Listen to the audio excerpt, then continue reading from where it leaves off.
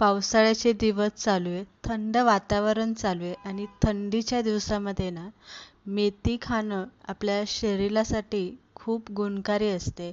सांधेवातासाठी, कंबरेसाठी, गुडघ्यांसाठी, केसांसाठी सुद्धा आणि अगदी डोळ्यांसाठी सुद्धा मेथी आपल्या शरीराला फायदेशीर असते. कधी कधी काय होतं, आपली लहान मुलं पण मेथीची भाजी खात नाही. मग अशी लपून छपून काही एखादा पदार्थ आवडीचा बनवला की ती खाल्ली जाते. पावसाळा सुद्धा चालू आहे आणि चहा बरोबर असं काहीतरी कुरकुरीत खुसखुशीत खायला असलं की जरासा चहाचा आनंद सुद्धा आपल्याला चांगला घेता येतो. अगदी एकदा बनवून ठेवली ना तुम्ही ही मेथीची रेसिपी, महिना 2 महिने तुम्ही इथे खाऊ शकता. अहो 2 महिने कशाला म्हणताय, महिना 15 दिवस सुद्धा डब्यात काहीच राहत नाही, लगेच फास्ट होतं. तर काय करायचंय, आपण ही मेथीची रेसिपी बनवण्यासाठी एक वाटीभर मी मेथी चांगली निवडून धुवून निथळून घ्यायची आणि नंतर ना याला ना बारीक अशी चिरून घ्यायची. आता मेथी मी इथे चिरून घेतलेली आहे. सगळ्यात महत्त्वाचं म्हणजे ना, ही मेथीची रेसिपी करताना तुम्ही यामध्ये मेथीचं प्रमाण अगदी व्यवस्थित प्रमाणशीर घालायचं. जर ती जास्त झाली तर कडू होईल आणि कमी झाली तर मेथीची चव लागणार नाही. इथे मी 1 किलो मैदा घेतलेला आहे आणि 1 किलो मैद्यासाठी साधारणतः मी एवढी वाटीभर मेथी चिरून घेतलेली आहे. मैदा इथे चाळून घ्यायचा आहे आणि यामध्ये ओवा, मीठ आणि काळी मिर पूड आपल्याला यामध्ये घालायची आहे आणि तूप घालायचं आहे. आता इथे मी तूप गरम वगैरे काही करून घेतलेलं नाही, फक्त इथे वितळून घेतलेलं आहे, म्हणजे हलकंसं गरम केलेलं आहे, कडकडीत वगैरे काही करायचं नाही.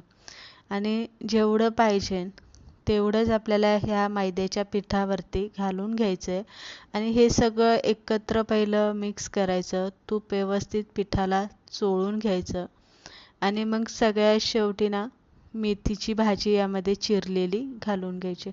अगोदर जर तुम्ही मेथीची भाजी घातली ना तर काय होतं, तूप आपण पिठाला चोळत असतो त्यावेळेस सगळं भाजीचा चेंदामेंदा त्यामध्ये होऊन जातो. व्यवस्थित तूप आपल्याला पिठाला चोळता येत नाही. त्यामुळे काय करायचं आहे, सगळ्यात शेवटी चिरून घेतलेली ही मेथीची भाजी यामध्ये घालायची. पिठामध्ये व्यवस्थित मिक्स करा आणि पाणी घालून घट्टसर याचा गोळा मळून घ्या.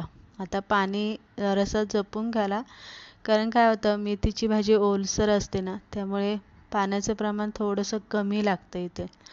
चांगला असा मऊसूत घट्ट गोळा मळून घेतला की झाकून ठेवा 15-20 मिनटं. पीठ थोडंसं भिजून देऊया. 15-20 मिनटानंतर आपल्याला याच्या पापड्या करायला घ्यायच्या, म्हणजे मेथीच्या पुऱ्या. आपण कडक पुऱ्या जो बनवतो मेथी पापडी, ती इथे आपल्याला बनवायला घ्यायची. आता इथे आपल्याला चपाती लाटून घ्यायची. एक गोळा घेतलेला आहे मी मोठा आणि याची मोठी एक चपाती लाटून घ्यायची. आता ही मेथी पापडी बनवताना जास्त पातळ अजिबात चपाती लाटायची नाही, थोडीशी जाड ठेवायची. म्हणजे आपण नेहमीची चपाती करतो ना त्यापेक्षा थोडीशी त्याला जाड ठेवायची आहे, कारण मेथीची भाजी आपण त्यामध्ये घातलेली आहे आणि लय पातळ अशी लाटली तर तेलामध्ये भाजी पटकन अशी करपली जाते, मग कडवटपणा लागतो. म्हणून थोडीशी तिला अशी जाड ठेवायची आणि मग खाताना पण सुद्धा ती अशी खारीसारखी लागते, तुम्हाला सांगते. चपाती लाटून घेतलेले एक काट्याचा चमचा मी इथे घेतलेला आहे, त्याने असे डॉट डॉट करून घ्यायचे. म्हणजे काय होतं, पुरी जी आहे ना पापडी ती अशी फुगणार नाही, तर ती चपटीच अशी राहील. आपल्याला फुगवायच्या नाही आहे तेलात तळताना, त्या अशा चपट्या राहिल्या पाहिजे, कुरकुरीत तळल्या गेल्या पाहिजे. त्याला असे डॉट करून घ्यायचे आणि एक वाटी घेऊन अशा छोट्या छोट्या पापड्या आपल्याला इथे कट करून घ्यायच्या. म्हणजे अंदाजित छोट्या छोट्या पुऱ्या आपल्याला कट करून घ्यायच्या. आता यापेक्षा छोटी तुम्हाला पाहिजे नसेल पापडी तर तुम्ही अजून छोटीशी वाटी इथे वापरली तरी चालेल. तळताना तेल पहिलं गरम करायला ठेवलं होतं. हलकं मध्यम असं तेल आपल्याला इथे गरम करायचं आहे आणि ही मेथी पापडी तळताना मध्यम आचेवरतीच तळून घ्यायची बरं का. जसं आपण शंकरपाळी वगैरे असं मंद आचेवरती तळून घेतो ना, सेम तसंच तळून घ्यायचं आहे आणि तेलामध्ये ना पापड्या जरासा जास्त सोडायच्या एकमेकांवरती, म्हणजे काय होतं, त्या अशा फुगत नाही, अशा चपट्या होतात आणि व्यवस्थित अशा खुसखुशीत त्या तळल्या जातात. तेलाचा जो ताव असतो गरमपणाचा तो असा मेंटेन राहतो. आता चांगला असा हलकासा सोनेरी कलर येईपर्यंत, चांगल्या अशा खुसखुशीत दिसेपर्यंत याला तळून घ्यायचं आहे. गॅस इथे मी मंद आचेवरतीच ठेवलेला आहे.